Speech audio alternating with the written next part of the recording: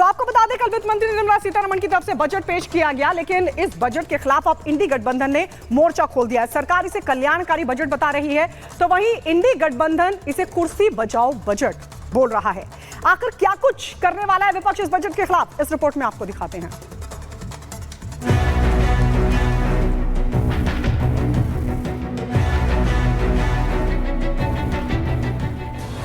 PM Modi के तीसरे कार्यकाल का पहला बजट मंगलवार को पेश हुआ तो पूरे देश से मंगल कामनाएं आई। किसानों और मिडिल क्लास ने जहां बजट को लेकर खुशी जताई, तो वहीं बिहार और आंध्र प्रदेश जैसे राज्यों के मुखिया ने बजट की खुलकर तारीफ भी की। राज्य का दर्जा कह रहे थे, और अगर विशेष राज्य का दर्जा बहुत उनका था कि पहले से बंद कर दिया गया है इसलिए, तो उसके चलते एक सहायता के लिए बिहार के विकास के लिए मदद होना चाहिए बिहार को, तो वो तो करना शुरू कर दिया। हालांकि बिहार को अपना बहुप्रतीक्षित हिस्सा मिलने से जहां सीएम नीतीश कुमार गदगद नजर आए, तो वहीं कुछ चीजों की कीमतें भी बढ़ी। लेकिन मुख्य तौर पर बजट को देखें तो मोदी सरकार ने इस बजट में मोटे तौर पर शिक्षा से लेकर हर जरूरी चीजों पर फोकस किया। वित्त मंत्री ने जहां खजाने में शिक्षा स्किल के लिए 1,48 करोड़ रुपए दिए, युवाओं के लिए 2 लाख करोड़ रुपए भी रखे, महिलाओं के लिए 3 लाख करोड़ की योजनाएं लाई, तो कृषि के लिए 1,52 करोड़ रुपए का बजट दिया। ग्रामीण विकास के लिए 2,66 करोड़ रुपए खर्च करने का लक्ष्य रखा, तो शहरी आवास के लिए भी 2,20 करोड़ रुपए दिए। कुल मिलाकर बजट को बैलेंस रखा गया, लेकिन सरकार का यह बजट विपक्ष को बिल्कुल रास नहीं आया। उन्होंने सीधा सरकार के खिलाफ मोर्चा खोल दिया। ये बजट पहला तो बहुत निराशजनक बजट है। ये अपना सिंहासन बचाने के लिए ये बजट किया गया है। ये बजट नाउम्मीदी का पुलंदा है, और इन हालातों में भी इंसान कैसे जिंदा है, सवाल तो ये है कि महंगाई कैसे कम हो, बेरोजगारी वही की वही है, और जिन सरकारों ने और जिन सरकारों के फैसले की वजह से बेरोजगारी बढ़ी है, वो आज बेरोजगारी कैसे खत्म करेंगे। एक तरफ बजट से जहां युवाओं के लिए रोजगार की बात की गई, दूसरी तरफ बजट में महिला सशक्तिकरण का भी ख्याल रखा गया। शहर से लेकर ग्रामीण और किसानों से लेकर शहरी वर्ग के कल्याण पर बजट का फोकस रहा। सोना, चांदी, मोबाइल, कैंसर की दवाएं, सोलर पैनल भी सस्ते हुए।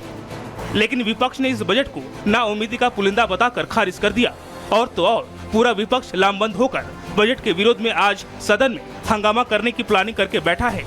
सवाल है, जब सरकार भारत को दुनिया की तीसरी सबसे बड़ी अर्थव्यवस्था बनाने की मजबूत नींव रखने की कोशिश कर रहा है, तो आखिर यह हंगामा क्यों? Bureau report, Republic Bharat.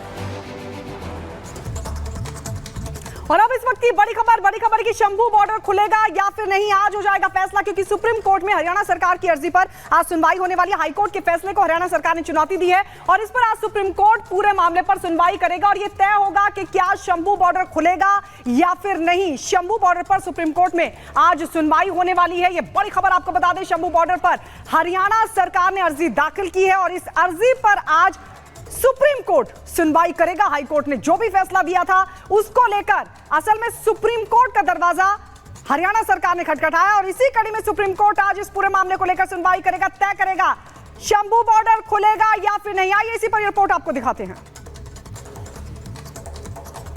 Haryana सरकार शंभू बॉर्डर को खुलवाने की पंजाब और हरियाणा हाईकोर्ट के फैसले को सुप्रीम कोर्ट में चुनौती दी है। आज इस पर देश की सर्वोच्च अदालत में सुनवाई होगी। पंजाब हरियाणा हाईकोर्ट ने एक सप्ताह में नेशनल हाईवे 1 पर शंभू बॉर्डर को खुलवाने का आदेश जारी किया था। इस आदेश की मियाद आज पूरी हो रही है। कानून व्यवस्था का हवाला देते हुए हरियाणा सरकार ने इस आदेश को सुप्रीम कोर्ट में चुनौती दी है। उधर किसान इस बात पर अड़े हैं कि बॉर्डर खुलते ही वो सीधे दिल्ली की ओर कूच करेंगे। वहीं हरियाणा की बीजेपी सरकार किसी कीमत पर उन्हें बॉर्डर से आगे जाने की इजाजत देने के मूड में नहीं है। यही वजह है कि सरकार ने सुप्रीम कोर्ट का रुख किया है। किसान लोकसभा चुनाव से पहले से न्यूनतम समर्थन मूल्य को बढ़ाने समेत अपनी 12 मांगों को लेकर धरने पर बैठे हैं। पंजाब से चले इन किसानों को दिल्ली जाने से हरियाणा बॉर्डर पर ही रोक दिया गया था। Bureau report, Republic Bharat. और अब बात नीट यूजी परीक्षा की, आपको बता दें आज से काउंसलिंग शुरू होने वाली है, और साथ ही आपको ये भी बता दें कि सुप्रीम कोर्ट की तरफ से दोबारा परीक्षा किए जाने से साफ है, और इस इसी कड़ी में आज से काउंसलिंग शुरू हो जाएगी। सुप्रीम कोर्ट की तरफ से यह भी कहा गया कि दरअसल 24 लाख छात्र प्रभावित होंगे। बड़ा फैसला सुप्रीम कोर्ट की तरफ से सामने आया। काउंसलिंग प्रक्रिया अब 3 राउंड में पूरी होगी, एक अलग वैकेंसी राउंड भी होगा। तो सुप्रीम कोर्ट की तरफ से दोबारा परीक्षा से साफ इनकार कर दिया गया और इसी कड़ी में नीट यूजी काउंसलिंग की जो प्रक्रिया है वो आज से शुरू हो जाएगी।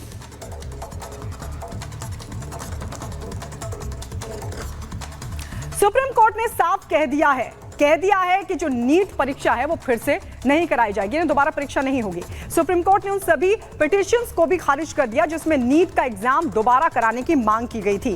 फैसला सुनाते हुए सीजीआई की बेंच ने कहा कि ये सच है कि पेपर लीक हुआ है, लेकिन ये लोकल लेवल पर था, बड़े पैमाने पर पेपर लीक के पर्याप्त सबूत नहीं है। सुप्रीम कोर्ट ने अपने फैसले में और क्या कुछ कहा, रिपोर्ट देखिए।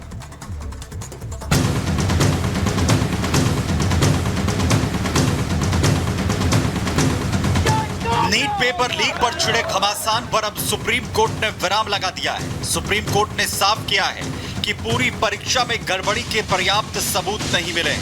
हालांकि सुप्रीम कोर्ट ने यह माना है कि नीट का पेपर पटना और हजारीबाग में लीक हुए थे, लेकिन इस बात का कोई सबूत नहीं है कि पेपर पूरे देश में लीक हुए। सुप्रीम कोर्ट ने कहा कि ऐसे में 24 लाख छात्रों की दोबारा परीक्षा कराना न्याय संगत नहीं है।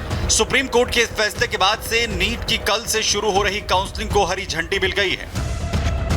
कोर्ट ने ये कहा है कि अभी भी इन्वेस्टिगेशन चल रही है और आगे जो स्टूडेंट्स हैं उनको वीड आउट किया जाएगा, लेकिन इस रीज़न से जो हमारे 24 लाख बच्चे हैं उनको एकदम से दोबारा परीक्षा के लिए रेडी करना जो कि गलत होगा। इसी ग्राउंड पे इसी मुद्दे को आधार बनाते हुए सुप्रीम कोर्ट ने रीनीट के लिए मना किया है।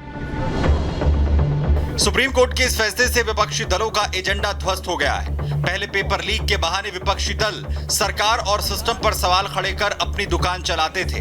यहां तक कि संसद में भी कई बार विपक्ष ने हंगामा खड़ा कर कार्रवाई नहीं चलने दी। लोकसभा में नेता विपक्ष राहुल गांधी ने शिक्षा मंत्री धर्मेंद्र प्रधान पर कई बार हमले किए, लेकिन अब सुप्रीम कोर्ट ने साफ कर दिया है कि नीट यूजी की परीक्षा दोबारा नहीं कराई जाएगी। सुप्रीम कोर्ट के इस फैसले से विपक्ष के पैरों के नीचे की जमीन खिसक गई है। अब विपक्षी दल सुप्रीम कोर्ट पर भी दबाव की बात कह रहे हैं। आखिरी आशा का किरण सुप्रीम कोर्ट था, अगर वो किरण भी हमें कोई दिशा नहीं दे रहा है तो हम कहाँ जाएंगे?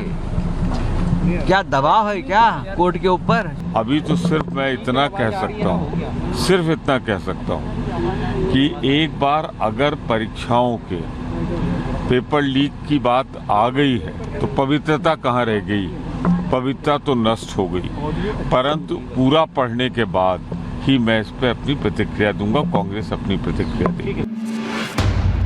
नीट पेपर लीक पर सुप्रीम फैसले को लेकर बीजेपी ने विपक्षी दलों पर हमला बोला है। बीजेपी नेताओं ने कहा है कि सुप्रीम कोर्ट के फैसले से साफ हो गया है कि नीट का पेपर लीक नहीं हुआ, लेकिन नीट पेपर लीक के मुद्दे को लेकर विपक्षी दलों ने अपनी सियासत खूब चमकाई। अब जब उनका एजेंडा एक्सपोज हो गया है तो वहीं सुप्रीम कोर्ट पर भी सवाल उठा रहे हैं। ये सारे एग्जामिनेशन को